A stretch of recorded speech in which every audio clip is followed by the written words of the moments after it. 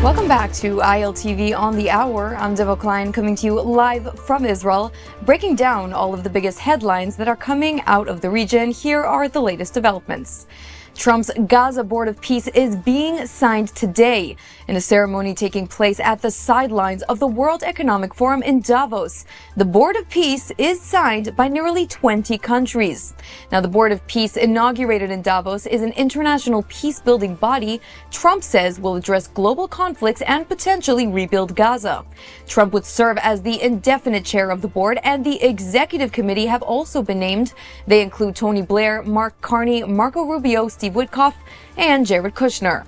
The Board of Peace's rivalry with the United Nations has caused reservations among European nations, as Trump has stated that the United Nations have failed to solve conflicts that Trump's administration has solved. Britain has rejected President Trump's invitation to join the board, announcing just an hour before today's signing.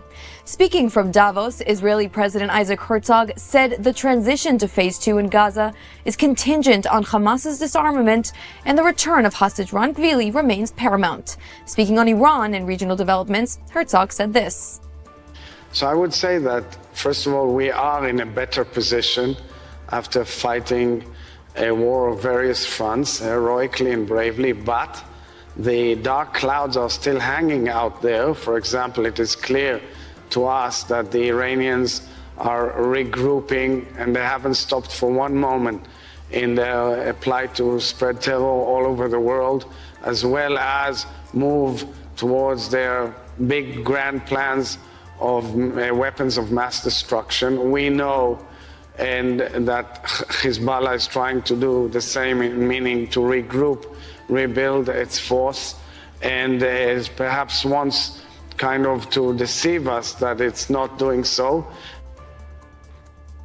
As Trump gets his charter signed in Davos on the matter of Iran, the Wall Street Journal is reporting that Trump is still pushing his aides to drop what he called decisive military options, despite recently calling off airstrikes. The report says Trump has asked for options that would produce clear results, including scenarios aimed at toppling the Iranian regime, as well as more limited strikes against Iran's Revolutionary Guard.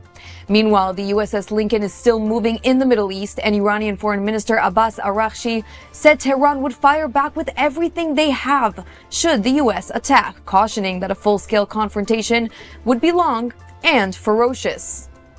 Meanwhile, in Israel, IDF readiness is up. This according to IDF Chief of Staff Lieutenant General Eyal Zamir, who said Israel's military is ready to act against any enemy that poses a threat to the country. Speaking at the Nevatim Air Base in southern Israel, Zamir told Israeli Air Force pilots and air crew that the IDF will know how to strike powerfully in any arena against any enemy that threatens the security of Israel. The Nevatim base is home to Israel's F-35 stealth fighter jets fleet, and this week, 3 new F-35s were added to the Air Force's arsenal, bringing the total number to 48. Zamir said the Air Force has served as the IDF strategic arm, leading both offensive and defensive operations in near and distant arenas over the past 2 years. And now a worrying report is turning heads. A Palestinian source told Sky News that Hamas leaders were in talks with the Trump administration for a new deal in which Hamas would hand over the Tunnel Network's map in exchange for recognition of Hamas as a political party in Gaza.